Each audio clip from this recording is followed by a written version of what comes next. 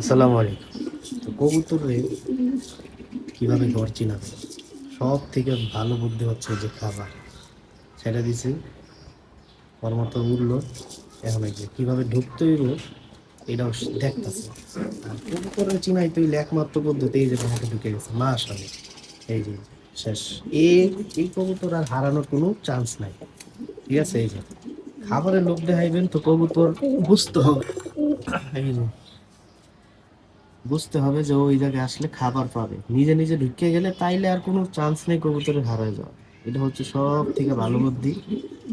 এইভাবে আপনারা কবুতরে ট্র্যাপ করাইতে পারেন। অনেকজনে বলেন যে কবুতর কিভাবে ট্র্যাপ করায়, এই হচ্ছে কবুতর ট্র্যাপ করানোর বুদ্ধি, একদম সিম্পল এবং সহজ পদ্ধতি।